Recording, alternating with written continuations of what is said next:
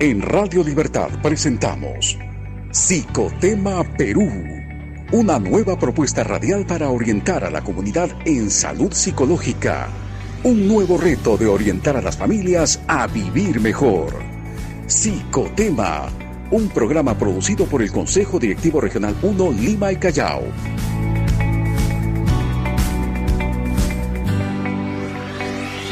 Una de la tarde ya con 10 minutos y bienvenidos a todo nuestro público. Le damos la bienvenida y el agradecimiento siempre a Dios por tenernos con salud y poder reencontrarnos con ustedes a través de la página de Facebook del Colegio de Psicólogos de Lima y Callao. Agradecemos a todos los que ya están enlazados con nosotros, a la comunidad psicológica y a nuestros oyentes de Radio Libertad.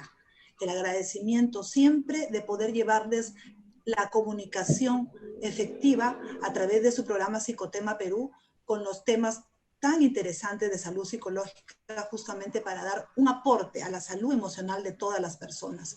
Hoy con un programa muy importante, porque vamos a hablar de nuestros niños, vamos a hablar del maltrato infantil en el hogar en esta etapa de pandemia. Lamentablemente los pequeños no la están pasando bien. Desde ya están limitados a hacer sus actividades normales como lo solían hacer. Y sumado a esto, en muchos hogares, lamentablemente, se vive ahorita un maltrato no solo físico, sino también psicológico. Y a las 1:13 estamos ya conectados y muy contentos de tener aquí al doctor Yuri Cutipé del Ministerio de Salud. Él es médico psiquiatra de salud mental del Ministerio de Salud y le damos la bienvenida, doctor Cutipé. ¿Cómo está usted? Buenas tardes, Jenny. ¿Me escucha? Sí, le escucho, doctor. Sí, muchas gracias por la invitación. Más aún si se trata de hablar de un tema tan importante como es la violencia contra los niños y las niñas, ¿no? Sí, doctor. Estaba viendo algunas estadísticas presentadas por el Ministerio de la Mujer de lo que va de la pandemia hasta julio, más o menos agosto, la cantidad de personas que han sufrido violencia familiar y de 10 personas que presentan denuncias de violencia, 3 son niños o niñas. La OMC, por su parte, habla de 300 millones de niños de 2 a 4 años que ya son víctimas de algún tipo de maltrato. Ante esta situación, doctor Cutipé, el MINSA en estos momentos seguramente está viendo este tema. ¿Cuál es la situación real de nuestros niños y niñas según estadísticas que maneja el MINSA, las atenciones a ellos? Bueno, en realidad lo que pasa es que este es un problema que se está haciendo visible con motivo de la pandemia, ¿no? Porque el problema de la violencia contra niños y niñas ya viene de mucho atrás. Nosotros, los psicólogos, psiquiatras que trabajamos, conocemos muy bien de esto, ¿no? Y es un problema que todavía está lejos de resolverse en el mundo y en particular en nuestro país, ¿no? Todavía hay muchas ideas, ¿no? Respecto a la relación adultos-niños, ¿no? Niños y niñas que refuerzan la idea de la propiedad de los niños, ¿no? Pues, por los padres, ¿no? Y como que eso hace que estos sean vistos como que fueran, digamos, casi una cosa en la casa y que puede ser manipulada directamente con una verticalidad propia de la, digamos, de una persona en función de una cosa, ¿no? Entonces, eso genera definitivamente, más aún con niños y niñas que están ya, son muy vulnerables por su condición física y porque están todavía en un proceso de desarrollo, ¿no? Mental. También porque algunos de ellos ya, los que van teniendo más años, ¿no? Reciben una formación respecto a sus derechos, ¿no? En el ámbito educativo, entonces tienen ya cierta capacidad de respuesta ante el adulto agresor, ¿no? que bajo el, digamos, el argumento de la crianza efectiva, ¿no? Utiliza muchas veces formas de maltrato, ¿no? Para lograr el propósito del padre, que puede tener, entre comillas, un buen propósito, pero en realidad lo malogra el propósito a través del método que utilizan, ¿no? Que muchas veces es la violencia física, la violencia psicológica, ¿no? Ya no vamos a hablar de otro tema que es mucho más complejo y dramático, como es la violencia sexual, ¿no? Y a esto entonces es obvio que ya en digamos, niñas que pertenecen a, digamos, a una época en que ya ellos van teniendo conocimiento de sus derechos, entonces pueden denunciar más, ¿no? Que eso es algo que hay que resaltar, que como que ha aparecido la capacidad de denuncia, ¿no? Entonces, no es que antes necesariamente eran menos casos, lo que pasa es que se están denunciando los casos, ¿no? Y tal vez Eso es importante. que es importante, ¿no? Por eso es que podemos ver estadísticas que muestra el Ministerio de la Mujer, que es el órgano que tiene, digamos, los programas de protección para niños y niñas, ya van recibiendo muchas más denuncias, ¿no? Existen las líneas para recibir denuncias, pero también no serían utilizadas estas si los niños y las niñas, ¿no? O los adultos en el entorno no conocieran de las responsabilidades y los derechos que hay respecto a este tema, ¿no? Entonces, por eso es que se está denunciando, pero a la vez también hay la sospecha de que hay una mayor incidencia de violencia, que eso hay que ver con los estudios, pero claro, también hay que tener en cuenta que ya la incidencia era alta, ¿no? En tiempos previos, ¿no?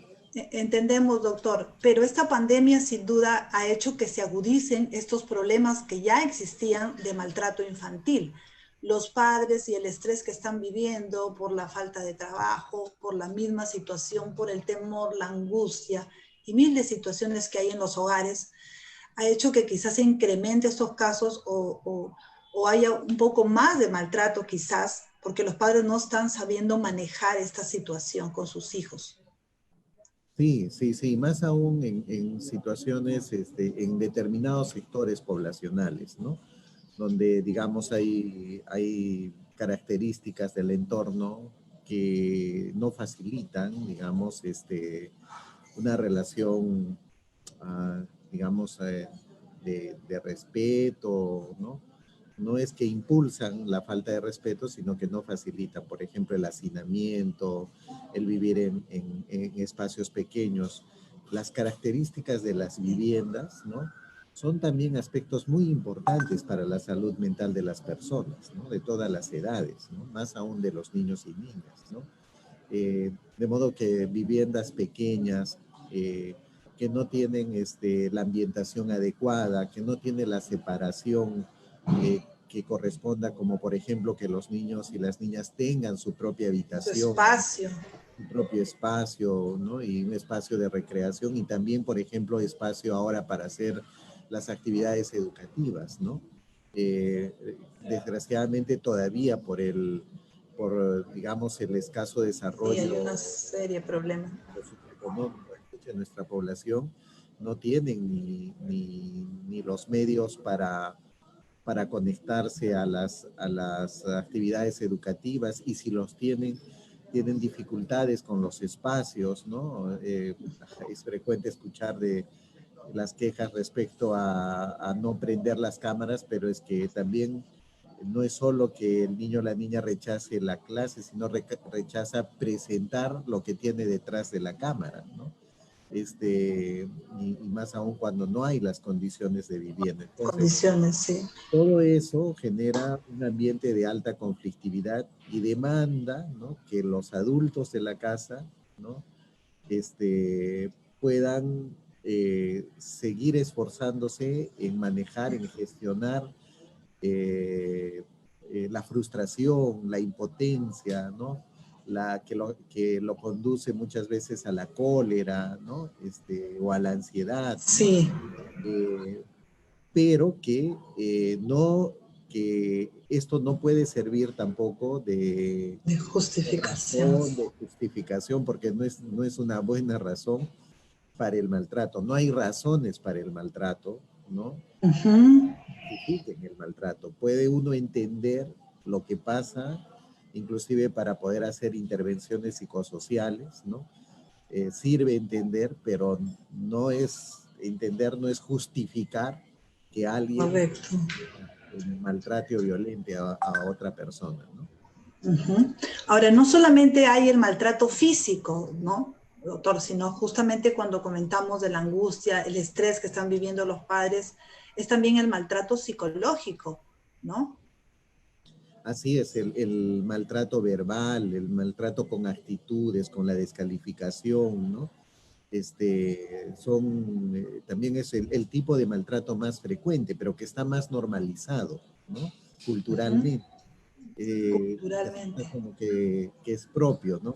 Hace 20 años o 15, por ejemplo, los propios padres aceptaban el maltrato que se daba todavía en esa época en el colegio de parte de los profesores, ¿no? Sí, así era. Era aceptado, era validado y hasta exigido como una muestra de... Por los mismos padres decían, dele, doctor, dele, profesor. Sí, claro, pero ahora no, ha cambiado eso, ¿no? Todavía, digamos, ya gran parte de la población deben haber todavía algunos residuos en algunos ámbitos donde se mantengan esas ideas, pero ya no es lo predominante, ¿no? Este, Creo que en ese aspecto se ha hecho un avance y los padres han hecho un avance, quienes tienen el rol de padres han hecho un avance en este aspecto, pero todavía se reserva, ¿no? En gran parte de la población, no en toda la población, el derecho como al maltrato o a la Hijo, crianza con violencia, ¿no? sí. Decirlo de una manera más amplia, ¿no? De la crianza con violencia.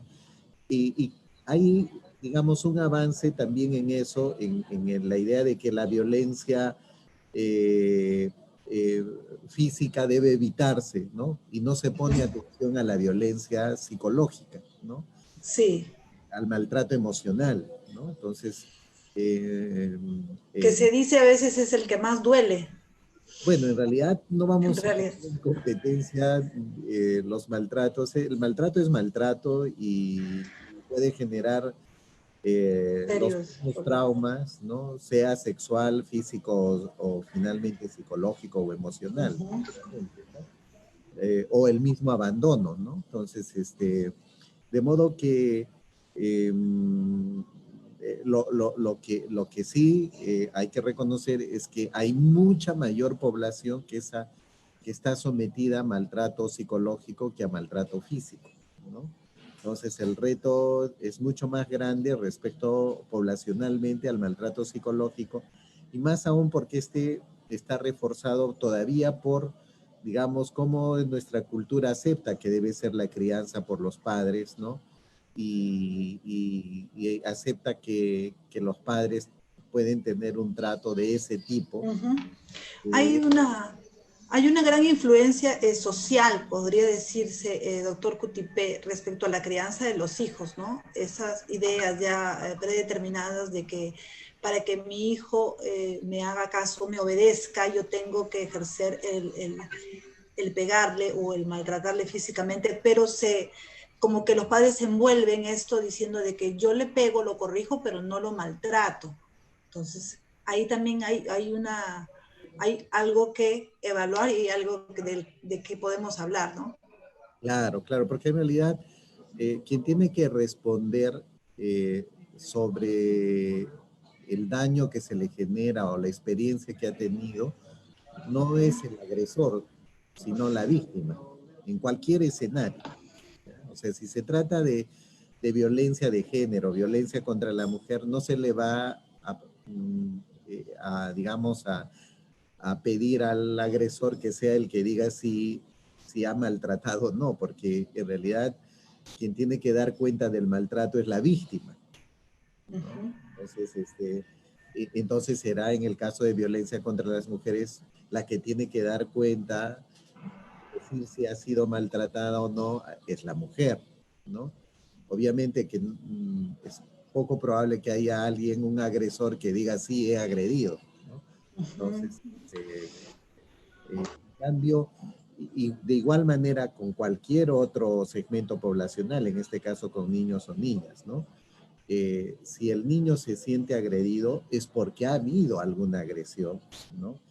Y que hay que reconocerla de parte del adulto justamente para enmendarla, y eso no descalifica, ¿no?, el objetivo que pueda haber tenido, ¿no? O sea, por ejemplo, puede ser el objetivo de ayudar a que el niño haga progresos para la organización de sus actividades escolares, por decir, ¿no?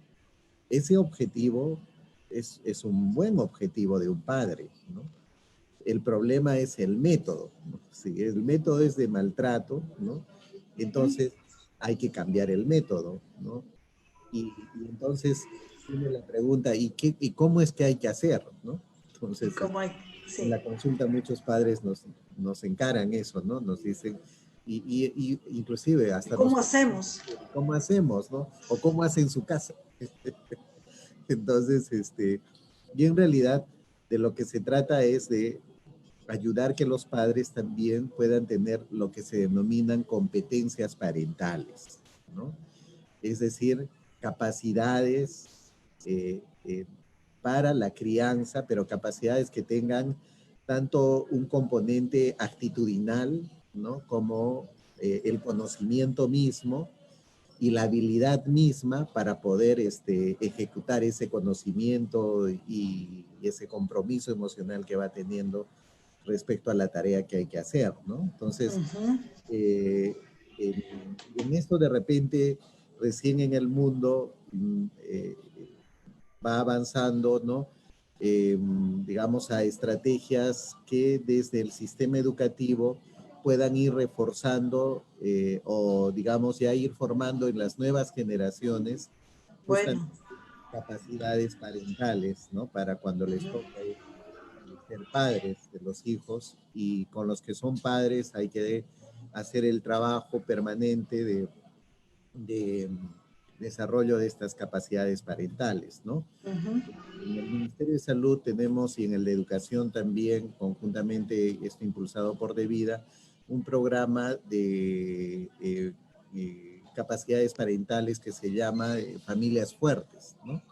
Amor y Ujú. Niños, ¿no? Que está más orientado a generar capacidades en padres que tienen hijos adolescentes, ¿no? En cómo ir Bueno, generando, digamos, una relación de construcción de habilidades, ¿no? De construcción conjunta de habilidades del adolescente para enfrentar sus responsabilidades, ¿no? A través del ujú. diálogo, la concertación, el ponerse, el trazarse metas, el monitorear las metas, ¿no? Y en un entorno de diálogo permanente, continuo, ¿no? Doctor Cutipe, de eso está muy interesante. Podríamos hablar más adelante sobre ese tema de las familias fuertes, ¿no? Tan importante para la orientación a los padres, a los chicos adolescentes. Pero, ¿qué hacemos con aquellos padres que realmente todavía no se concientizan en cómo deben, cuál sería la mejor forma de crianza para sus hijos? Y cuando ellos más bien tienen ya por un tema generacional, el haber sido criados también de esa manera, muchas veces a golpes, y han aprendido. Muchos suelen decir, doctor Cutipe, hasta ahora se escucha, eh, bueno, pero yo soy un buen profesional, soy una buena persona, soy disciplinado, bueno, con mi defecto como toda persona, pero me he criado bien. Y a mí me han dado, ¿no?, mi tumba de vez en cuando, ¿no? Mi tunda. Pero entonces, ¿qué hacemos con esas ideas, doctor? Bueno, en principio, cuando un papá habla de esa manera, también está pidiendo ayuda, ¿no? O sea, también está pidiendo Correcto. ayuda, está siendo honesto en decir, no sé qué más hacer, ¿no? Entonces, y creo que desde una perspectiva terapéutica, ¿no? Esa lectura es muy valiosa, ¿no? Porque nos permite proponer, nos permite poner sobre la mesa esa necesidad de tener otras herramientas y de trabajar conjuntamente con esos padres estas otras herramientas. En eso ayuda también mucho los grupos de ayuda mutua, ¿no? Las perspectivas multifamiliares, ¿no? Para poder compartir entre familias, ¿no? Herramientas para poder vincularse adecuadamente con los hijos y las hijas, ¿no? De modo que pueda haber, digamos, sin abandonar el rol de autoridad en la casa, ¿no? Puedan Claro. tener justamente las personas para reforzar ese rol y hacerlo más competente, digamos, herramientas que puedan ayudarle a cambiar la manera de criar, como se dice, Sí. a los niños, ¿no? Y las niñas, ¿no? Sí, doctor. ¿Y qué otras causas puede llevar también a que estos padres ejerzan esa violencia ya a veces que deja huella, ¿no? Física o psicológica?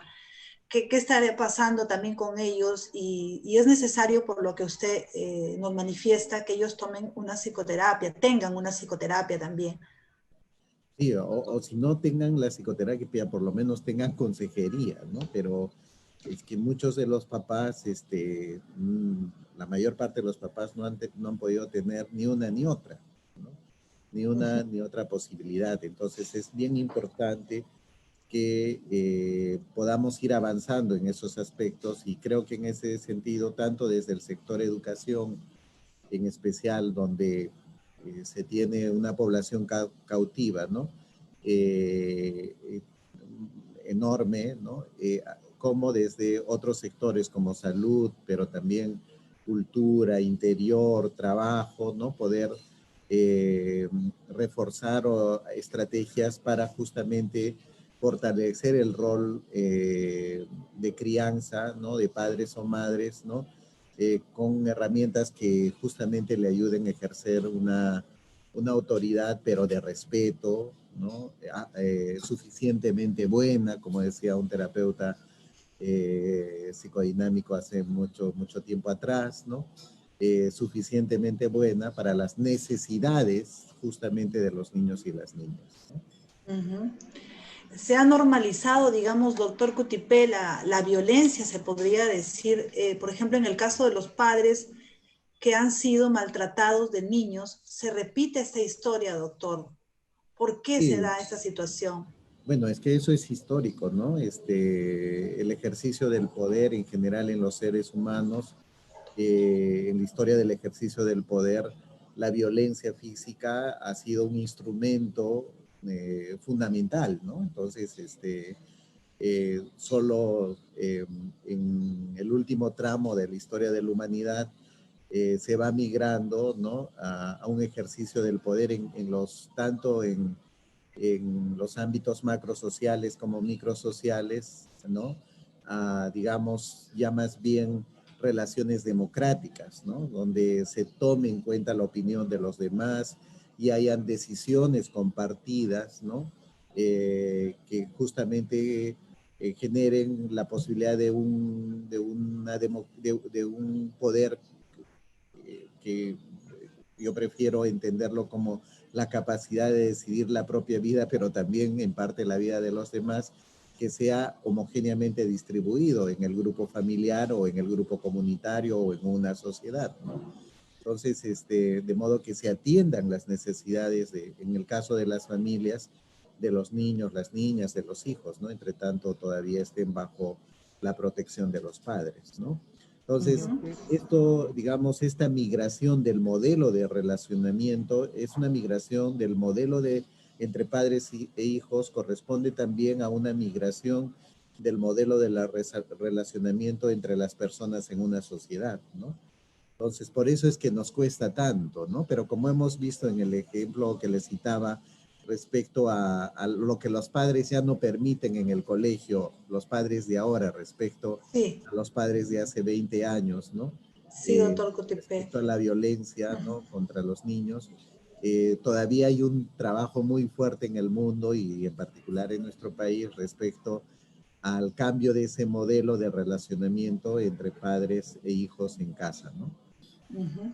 Y queremos darle la bienvenida al doctor David Villarreal, decano del Colegio de Psicólogos del IMI Callao, que ya está enlazado con nosotros en Psicotema Perú. Doctor, buenas tardes.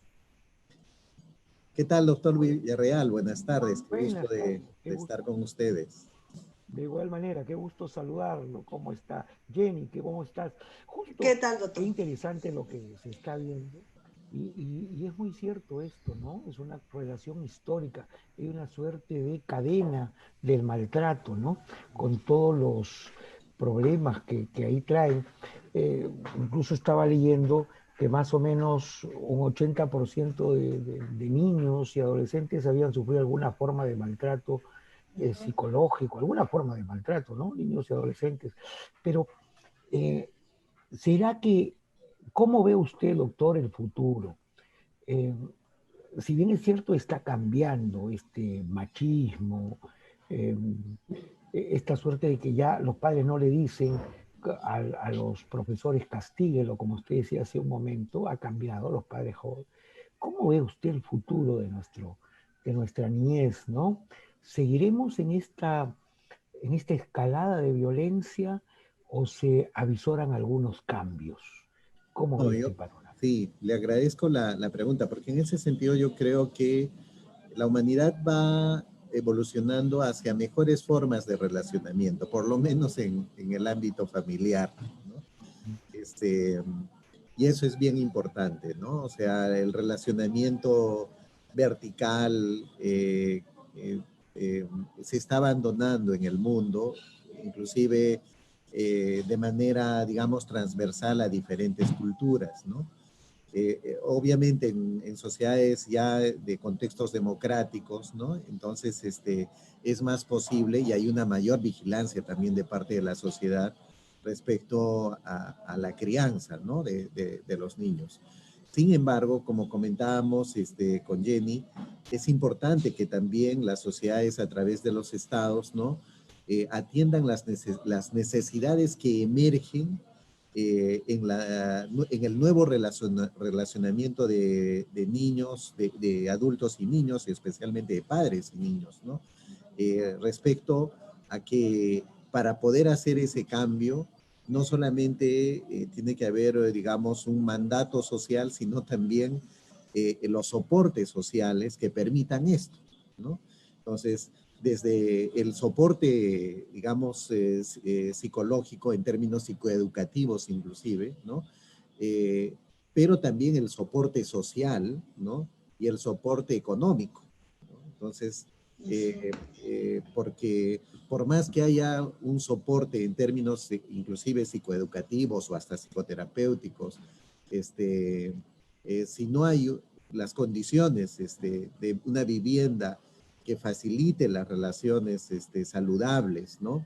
Eh, si no hay, por ejemplo, en el contexto de la epidemia, ¿no? Los soportes sociales que permitan tener las mínimas condiciones para la actividad educativa en casa, que ya nomás es bien difícil ese injerto que hemos tenido que hacer por la epidemia, ¿no?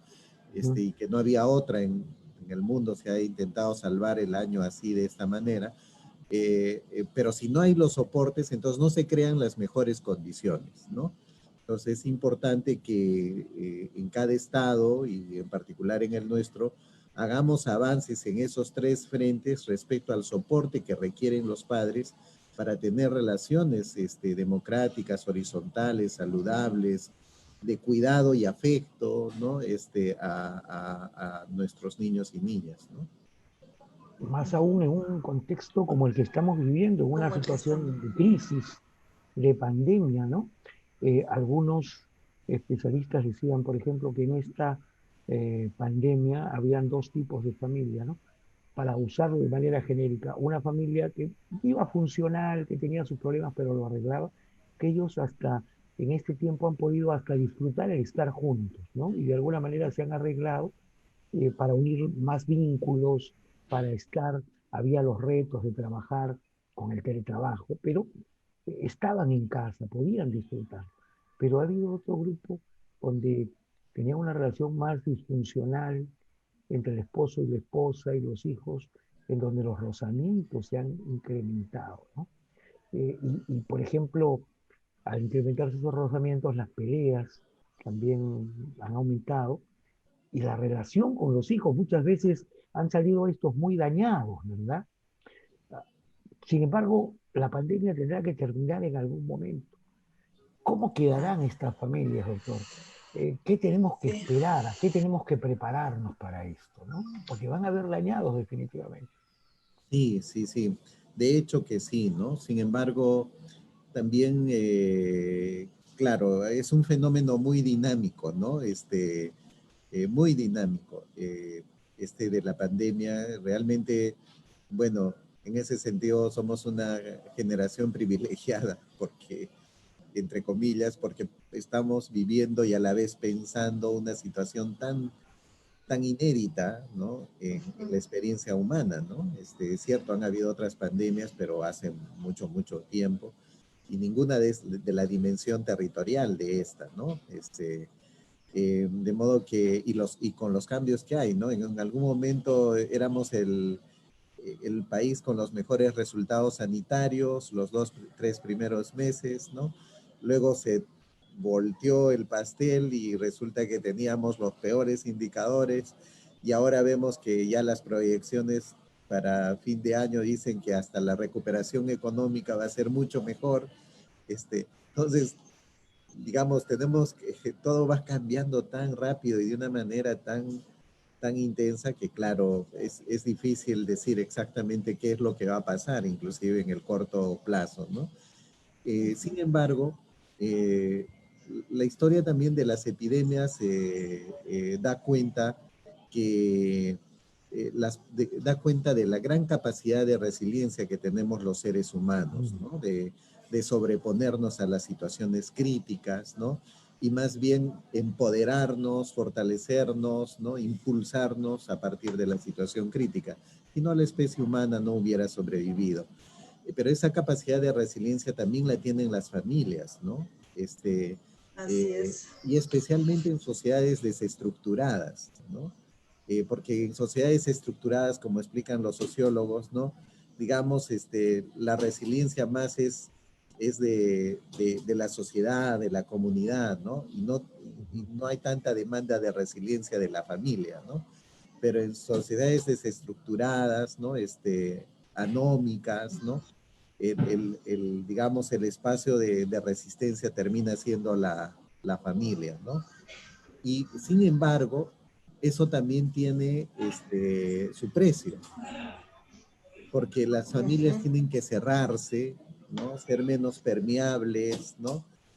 Verticalizarse, ¿no? Como para mantener, digamos, un uso eficiente de recursos, ¿no? Y estar preparados emocionalmente para enfrentar esos retos, ¿no? Del cerrarse, del verticalizarse internamente, ¿no? Es muy complicado para los seres humanos. De modo que, de hecho, lo que se prevén en general desde la investigación previa, es que hayan muchos más daños, ¿no? Individuales y familiares, pero no que la mayoría va a terminar dañado, ¿no? Ujú. Felizmente la capacidad de resiliencia, y ojalá que se dé como en otras epidemias, ¿no? Va a ser que aproximadamente el 60-70% de la población pueda salir, ¿no? A pesar de toda la dureza, adelante, ¿no? Inclusive desde el Ujú. punto de vista emocional, ¿no? Pero va a haber un 30%, un uno de cada tres, que sí pues requiera mucho soporte, inclusive mucha ayuda para poder salir del daño y recuperar su salud mental o finalmente poder tener la posibilidad de la recuperación subjetiva por lo menos, ¿no? que ya es bastante el sentirse bien, aún con las limitaciones que se generen, ¿no? Doctor Cutipe, en las redes muchos profesionales de la psicología nos están siguiendo y muchos coinciden en el tema de lo que hablábamos también de la repetición de la violencia, ¿no? Que viene por generaciones y nos dicen, nos comentan que se continúa con la cadena de violencia y agresiones, ¿no? ¿Qué aporte podemos dar para que esto pueda evitarse? Bueno, en realidad, como los factores más duros son los factores culturales, ¿no? Pero también los determinantes sociales, ¿no? De la violencia. Es muy importante que tenga que haber una política multisectorial, ¿no? Que aborde la violencia desde sus diferentes determinantes, ¿no? Eso no es abandonar la tarea de salud, ¿no? No es abandonar la tarea por ejemplo, desde la perspectiva profesional de la psicología o la psiquiatría. No, no, no, no. Más bien es reconocer que no es suficiente y también que tampoco nos pueden poner a los psiquiatras y psicólogos una tarea que es estructural, ¿no? Que tiene que enfocarse desde la educación, ¿no? Desde la formación de los profesores, ¿no? Desde cómo se organiza la seguridad en un territorio, desde el interior, ¿no? Cómo se teje el compromiso o cómo se hace la articulación ciudadana para la vigilancia comunitaria y la vigilancia ciudadana, ¿no? Entonces, inclusive en temas de violencia contra los niños, ¿no? Entonces, ahora que los niños han estado mucho más encerrados, se ha abandonado el espacio público donde había posibilidades de vigilancia, ¿no? Pero, digamos, aún en el domicilio puede darse algún tipo de vigilancia vecinal, ¿no? Entonces, entonces son diferentes, digamos, tiene que haber una política multisectorial, ¿no? Donde cada sector tenga, especialmente del Estado, ¿no? Tenga bien clara su tarea y empiece a tener avances que puedan ser evaluados anualmente, ¿no? Si no, en realidad, poco vamos a poder hacer con intervenciones muy atomizadas desde cada sector en lo que corresponde a violencia, ¿no? En lo que corresponde a violencia. Y tiene usted mucha razón cuando señala que este es un problema multisectorial, ¿no? Los resultados a través de investigaciones nos dicen que en los lugares en donde han habido, por ejemplo, buenos resultados, es así, una cuestión multisectorial y de larga data. Este es el otro problema, ¿no? Porque habría que medirlo en el tiempo, empezar muy jóvenes, muy en inicial, y seguir para adelante por el resto de la vida. Pero sin embargo, de repente acá en nuestro país nos estrellamos con la cuestión económica porque requiere una gran inversión, con nuestra propia geografía, de repente, donde no llega el internet a todos los sitios. Sin embargo, frente a este problema, se apuesta mucho por la prevención. En el MINSA actualmente se está desarrollando algún programa de prevención contra la violencia. Sí, sí, tenemos ya desde hace varios años, por ejemplo, este programa de Familias Fuertes, Amor y Límites, ¿no? Que también lo tiene educación, ¿no? Impulsado por Devida, ¿no? Sin embargo, digamos, es de baja intensidad por justamente lo que acaba de mencionar, ¿no? Podemos tener el programa, pero eso no asegura los recursos, ¿no? O sea, por eso es que puede quedarse hasta el impreso bien en todos los establecimientos de salud, bien forradito, está ahí, pero no hay capacidad de ejecución porque no tenemos la fuerza de trabajo. Entonces, es tan importante que estas intervenciones tengan fuerza de trabajo y que esta fuerza esté en todos los sectores. Por ejemplo, el sector de educación acaba hace no poco tiempo, de ampliar sus plazas de psicólogos a 500 plazas más, ¿no? Pero 500 plazas para las decenas de miles de colegios que hay, ¿no? De instituciones educativas, resulta pues muy poquito desde el punto de vista epidemiológico, ¿no? O sea, no va a haber un impacto epidemiológico, ¿no? En cuanto a las tareas que corresponden a las intervenciones en salud mental, ¿no? Porque hay muy poca, digamos, una escasa fuerza de trabajo. Entonces, es cierto, el país tiene que ir desarrollando sostenidamente políticas que estén financiadas. O sea, tenemos un plan de salud mental del año 2004, ¿no? Aprobado por el Ministerio de Salud, que si uno lo revisa, es un plan que si se hubiera cumplido, yo creo, el 30% del plan, de lo propuesto, ¿no? En esa época, digamos, de repente veríamos en algo la realidad diferente, ¿no? Pero es que nunca se financió el plan. Entonces, y obviamente, ¿para qué evaluar el plan si no se financió? ¿No? O sea, no podemos pedirle nada, ¿no? Al plan, de modo que la tarea, recién desde el 2000, en el Ministerio de Salud, recién desde el 2015, ¿no? Tiene una línea de financiamiento específica para salud mental. Que apenas hace 5 años en política pública es pequeño, ¿no? Entonces, pero antes del 2015, ¿no? Tenemos las secuelas de la violencia política más evidentes, ¿no? En temas de salud mental también, más evidentes desde el 2000, o sea, 15 años se ha tardado el Estado para tener una línea de financiamiento en salud mental.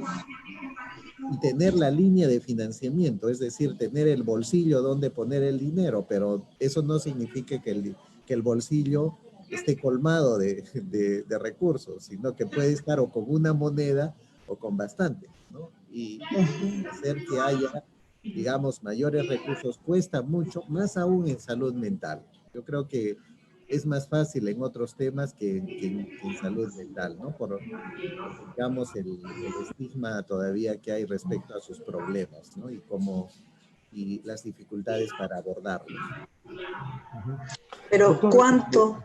Sí, doctor. sí, Sí, algo pequeñito para reforzar la pregunta del doctor David. ¿Cuánto nos ahorraríamos en inversión y en tantas funciones y en tanto trabajo que se podría evitar si los padres pudieran entender con una educación preventiva de la que hablaba el doctor David, justamente para evitar que continúe el maltrato? Porque, doctor, usted como psiquiatra que trabaja con niños y adolescentes, sería importante que los padres que nos están escuchando sepan de los efectos o algún trastorno que quizás pueda generar, no lo sé, el maltrato físico y psicológico de una persona. Incluso hay estudios que hablan también de que se daña lo que es la parte del cerebro importante para todo lo que es la parte cognitiva desde temprana edad. Entonces, nos gustaría que nos aporte sobre eso, por favor.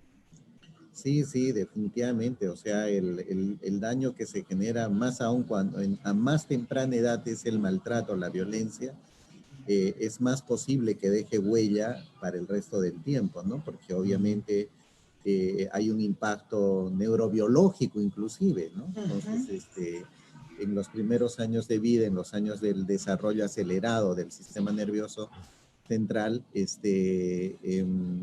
de toda la red neuronal, de hecho, hay una mayor sensibilidad durante los primeros años de vida. Sin embargo, estas tareas de dar herramientas a los padres y dar condiciones, ¿no? Ir más allá de dar las normas, ¿no? Sino las condiciones y las herramientas, es una tarea todavía permanente, que se van haciendo desarrollos, pero obviamente necesitamos tener una ruta contundente, planificada, que sea multisectorial.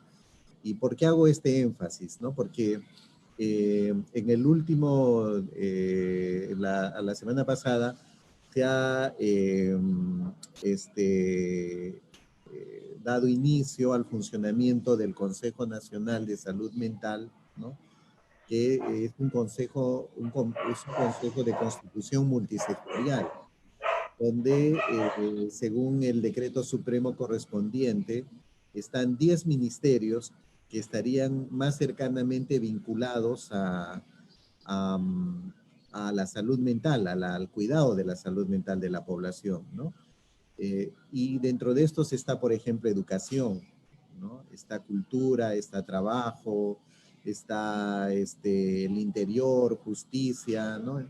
Y hay órganos del Estado que también tienen competencias correspondientes al cuidado de la salud mental, como de vida, salud y el INPE, ¿no? Entonces, y el primer encargo que tiene este consejo es proponer, ¿no?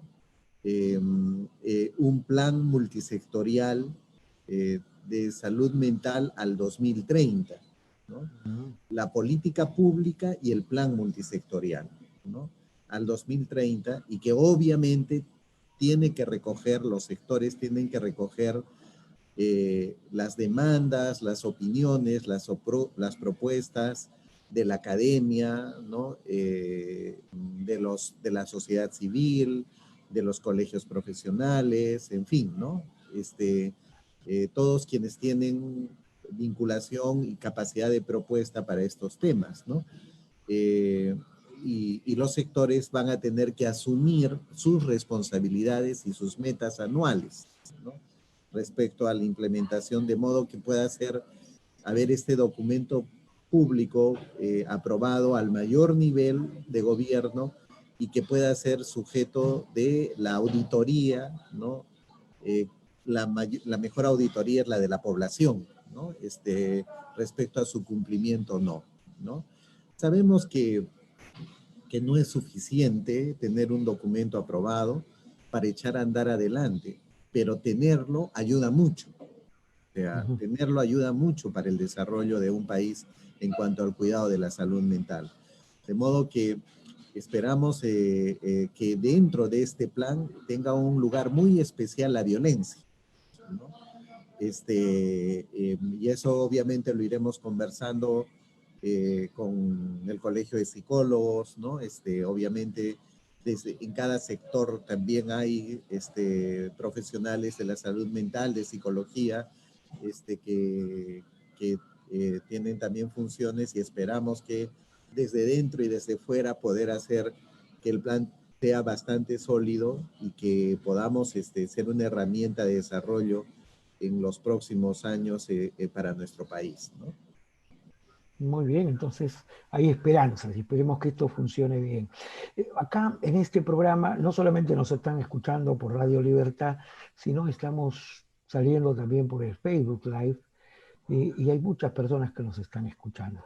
¿Qué podría decirle, doctor, usted a estos padres de familia que nos escuchan con respecto a cómo prevenir, cómo actuar, cómo intervenir en este problema tan grave como es el maltrato infantil?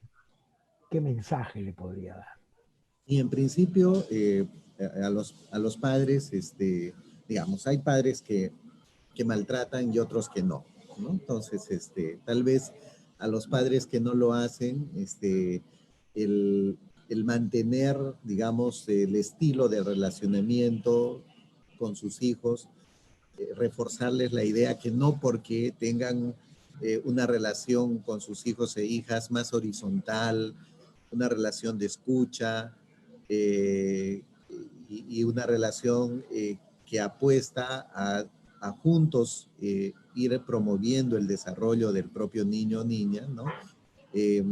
Con la participación de él mismo, ¿no? Con eso no es que pierden autoridad, ¿no? Es probable que en el contexto encuentren críticas respecto a que estarían perdiendo autoridad, y no es así. El tiempo les va a dar la razón. Y quienes les van a dar más razón van a ser sus propios hijos, ¿no? Y el reconocimiento correspondiente.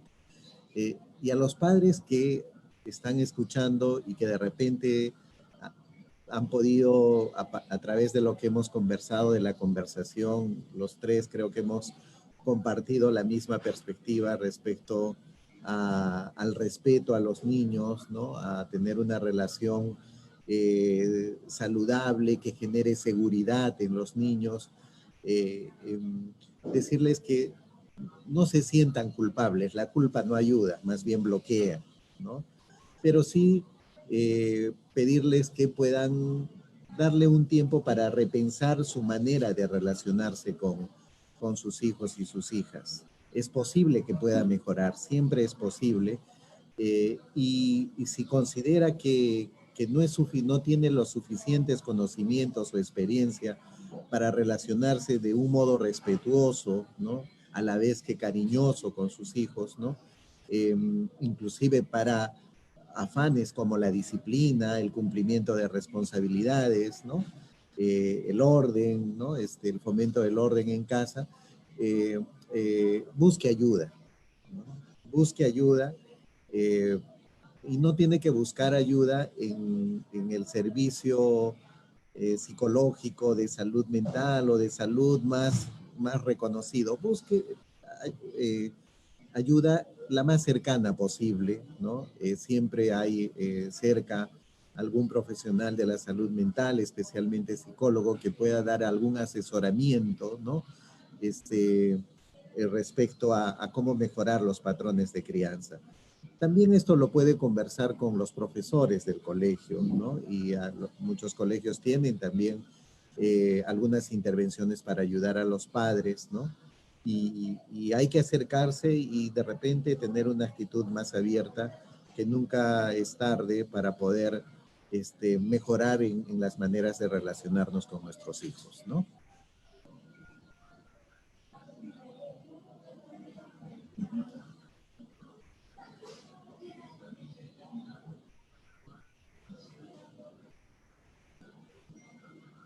No escuchamos.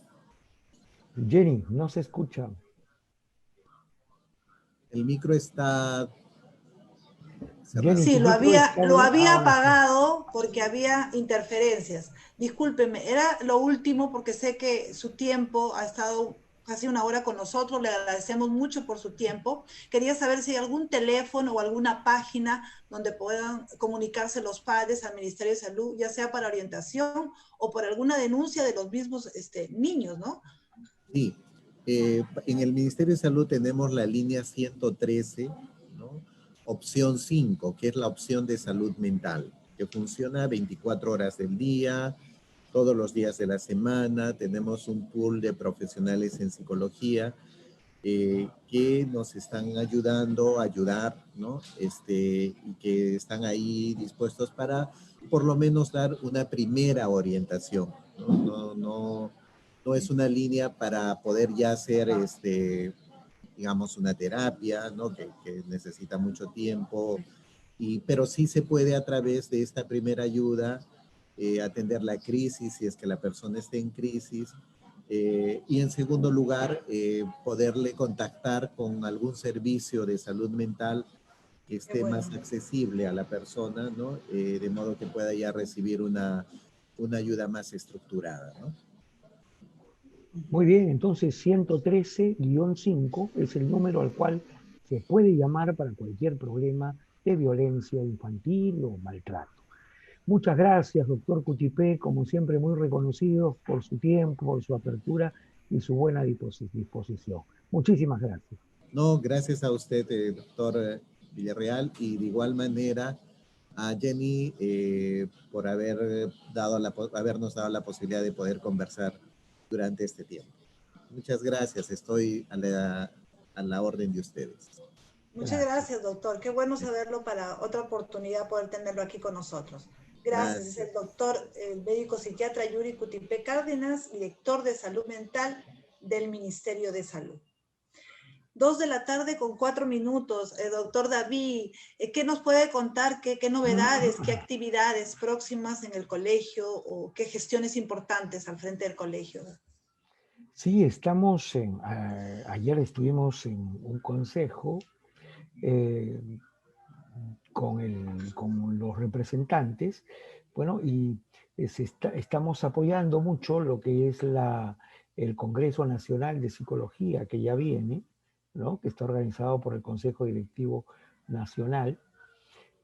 Por otro lado, ayer acordamos que nuestro programa de atención telefónica en situaciones de crisis, ahora se va a llamar de urgencias, vamos a persistirlo, vamos a seguir ante la posible llegada de una nueva de una segunda ola, ¿no? Hola. Entonces, más bien vamos a prevenirnos. Estamos trabajando una suerte de capacitaciones con ellos.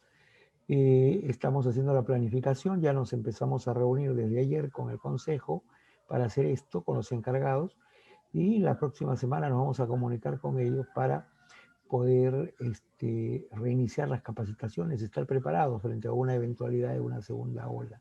Es más, vamos a hacer una nueva convocatoria para incrementar nuestras líneas telefónicas ante esta Uy, eventualidad. Algunos muy bien. estudios dicen, por ejemplo, que la segunda ola podría estar viniendo a fines de noviembre o en diciembre aquí. Y desde aquí Está yo quiero hablando hacer mucho de esto. y desde aquí yo quiero hacer un pedido a las autoridades que cerremos las playas. Acordémonos de las experiencias de Europa. Ellos ya lo han vivido y en algunos lugares en donde se abrieron los centros de diversión, las playas, por ejemplo, la segunda ola está siendo catastrófica. Acá en Lima, en un domingo, va muchísima gente a la playa y todos no van a tener el cuidado para guardar la distancia social, para usar la mascarilla. Cuando hace bastante sol se la sacan, de repente para tomar con un vaso una gaseosa cada uno y van a compartir el vaso, ¿no es cierto?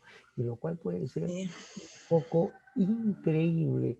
Desde acá mi pedido, no abramos las playas este verano, no nos vamos a morir, no nos va a pasar nada, porque podría ser un foco increíble de contaminación. Esta primera ola que todavía no termina, que ha descendido por supuesto, ha sido terrible para nosotros, porque Sigue siendo, doctor. en su Sí. momento dado hasta un representante español decía, y no estamos como el Perú de infecciones, imagínense hasta dónde nos han puesto, ¿no? Es que Entonces, realmente no hay una conciencia social, pues, doctor, ¿no? De las personas, de poder continuar. Ya hemos esperado tanto tiempo, muchos hemos seguido las indicaciones y lo seguimos haciendo, pero hay gente que sigue desobedeciendo.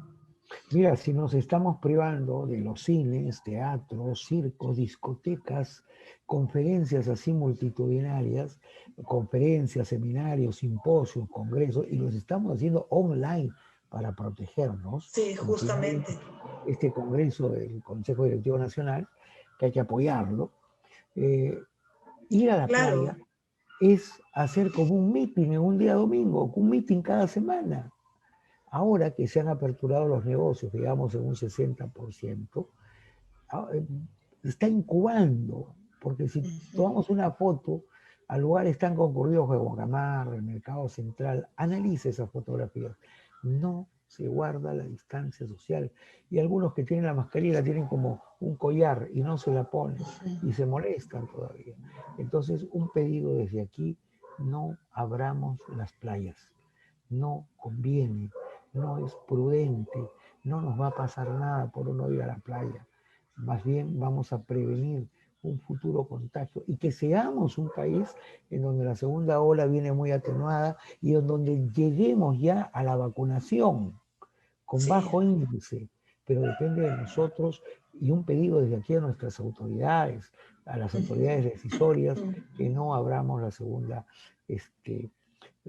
ola de esta manera. Otra cosa, hubo un consejo ampliado de decanos a nivel nacional y se acordó formar una mesa de trabajo en donde nosotros como colegios regionales tenemos que impulsar conductas responsables en la pandemia. Y acá vamos a empezar a hacer algunas campañas, ¿no? Qué Conductas bueno. responsables en la Conductas pandemia. responsables. Responsables, ¿no? ¿Qué conducta? Si tienes tu cumpleaños, no invites a tus amigos del alma y a toda tu familia, ¿no? Porque ahí nos contagiamos. Es No, decir, no, los consejos regionales están planificando, están acordando hacer como una campaña, ¿no? Para impulsar cada uno en su conductas región, responsables. Ah, muy bien. responsables, ¿no?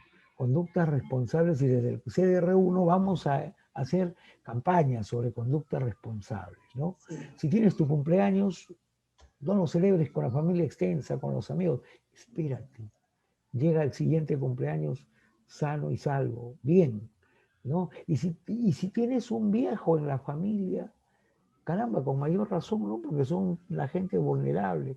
Si tienes un diabético, un tiroideo, un hipertenso, por Dios, hay que ser responsables, ¿no? No soltemos a los niños al parque del barrio, así por bastante tiempo para que jueguen fulbito. No, cuidado. Si van a manejar bicicleta, llévalos tú, que no vayan como los otros amiguitos, porque ahí se produce una infección. El niño no tiene tantos síntomas porque es fuerte, ¿no? Tiene vida, mucha vida, pero sí contagia bien. La carga viral que tiene es mayor que la de los adultos. Y entonces su foco infeccioso es mayor. Entonces hay que tener cuidado, ¿no? Entonces, acá en el Consejo Directivo, a seguir vamos a impulsar campañas sobre conductas responsables en la pandemia. No nos olvidemos que si nosotros hemos sido uno de los países donde ha habido más contagio, no solamente es porque nos han tomado más pruebas, como que eso ha sido muy bueno, ¿no? Y hemos vivido una cuestión más cercana a la realidad, y hemos sido lo suficientemente honestos para decir, nos estamos contagiando bastante. Estoy seguro que otros países nos han ganado, pero por ejemplo no han tomado tantas pruebas como acá, ¿no? Bolivia, poquísimas pruebas, Venezuela, reducidas pruebas, ¿no? Entonces, pero si hemos aumentado mucho, ha sido por las conductas, los comportamientos. Así es, doctor. Por ¿no? eso es que se necesitan de estas campañas, doctor, justamente. Parece que no ha sido suficiente o tal vez nunca sea suficiente con esta pandemia que al parecer continúa y se viene la segunda ola. Ojalá que no, porque depende mucho de nosotros. Entonces es necesario continuar y más bien afianzar esas campañas y esa iniciativa que está tomando el Colegio Psicólogo de Lima y Callao. Ayer acordamos también con el Consejo planificar las actividades de celebración para el para la Navidad, ¿no? Antes hacíamos una función en Campo Marte, ¿te acuerdas qué bonito era? Sí, claro. Llevábamos payasos y regalábamos juguetes. Este año qué difícil sería hacer eso, ¿no? Pero sí, tradicionalmente siempre se ha entregado una agenda y un panetón a los colegas. Vamos a tratar de persistir, ya empezamos a buscar proformas y todas esas cosas, pero lo que nos queda el reto es cómo hacer para entregarles sin ser una fuente infecciosa, ¿no? Y hasta algunos estamos preocupados y para preguntarles al colegiado, ¿cree usted que sea pertinente entregarle un panetón y una agenda? Muchos van a decir que sí, otros van a decir seguramente que no. Estábamos en eso, ¿no? Pero ya empezamos a hacer esa búsqueda para poder empezar a hacer esto, para entregar al colega, pero buscando la mejor manera de no contagiarnos. Porque esa es la idea, doctor. Va a haber cola, ¿no? Seguramente habrá alguna manera, alguna forma de que ustedes puedan como consejo dar hacer concreta esa idea que ustedes tienen, esa iniciativa de poder beneficiar al colegiado. Habrá alguna manera, pero la prioridad siempre la va a tener la salud, doctor, porque todos estamos en esta situación y por más que quisiéramos que las cosas vuelvan a lo normal, no podemos exponernos. Porque si empezaría la segunda ola en ese tiempo, sería muy difícil, ¿no? Y si nosotros lo diéramos para que vayan a recoger eso a una empresa, no al colegio, porque el colegio sigue cerrado, ¿no? Y todas las actividades son remotas y el logro es que sigue funcionando el colegio, pero por vía remota. Entonces, habría que ver, pero también va a generar multitud. Eso, doctor, y eso es lo que hay que evitar, porque precisamente acá desde Psicotema Perú siempre hemos estado impulsando la prevención, decíamos, porque te quiero tanto me cuido y me alejo, ¿no? Decía yo, entonces, bueno, a tomar un poco más de conciencia de cuáles son nuestras prioridades. Bien, doctor, 2:14, ya nos tenemos que ir. Muchas gracias por su compañía. Hoy día hemos estado conduciendo con un tema importante del maltrato infantil. Y la idea también, doctor, de que todos podamos acudir en algún momento cuando necesitamos una ayuda psicológica, que busquemos recomendar desde aquí de Psicotema Perú, por favor, busquen a los profesionales de la psicología. Y no se olviden que tenemos nuestras 138 líneas telefónicas. Pronto haremos una convocatoria para incrementar ese número y cuando aquí termine la pandemia y podamos abrir los consultorios psicológicos que están próximos a ser inaugurados en el colegio, también vamos a tener una plataforma virtual para hacer permanentemente consultas online. ¿no? Y ese es el nuevo acuerdo que tenemos, ¿no?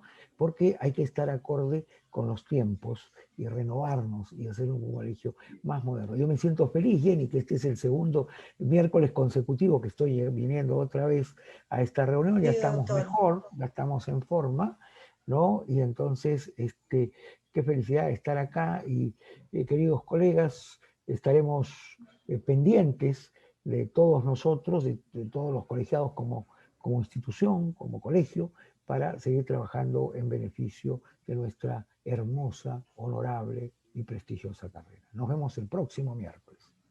Gracias, doctor David. Así es, a todos nuestros amigos oyentes de la radio también y del Facebook, muchas gracias por seguirnos. Hasta el próximo miércoles. Muchas gracias. En Psicotema Perú.